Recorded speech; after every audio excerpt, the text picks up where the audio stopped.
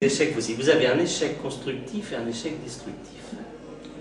L'échec constructif, alors effectivement, la séance se termine mal, tollé dans les opinions publiques, les savants qui hurlent, les ONG qui protestent, les médias qui tambourinent, et tout le monde se dit, oui, on a loupé la marche.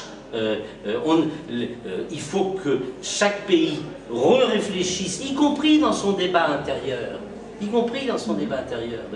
qu'est-ce qu'on veut mettre sur la table pour stabiliser le climat de la planète, pour garantir des conditions de vie.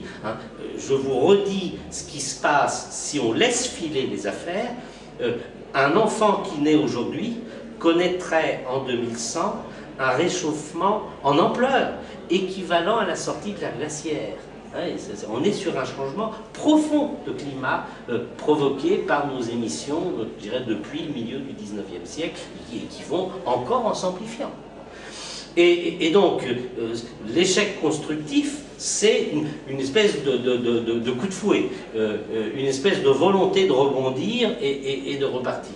Mais il y a aussi un échec destructif. C'est-à-dire qu'un certain nombre de gens, de lobbies, etc., se sentent ragaillardis par l'échec. Vous voyez bien, on ne peut rien faire. Finalement, il faut que chaque pays s'occupe de ses propres affaires. Et puis les autres, ils se débrouilleront comme ils se débrouilleront. Et on prend du retard jusqu'au moment où on sera rattrapé par les catastrophes qui ne seraient plus tout à fait naturelles et qui, à ce moment-là, poseraient d'énormes problèmes et obligeraient à revenir sur le sujet. Mais ce qu'il veut comprendre, c'est quel est le temps de séjour moyen du gaz carbonique qu'on émet dans l'atmosphère? C'est 120 ans. C'est-à-dire que si vous émettez aujourd'hui, vous allez agir sur le climat jusque l'an 2130. Bon.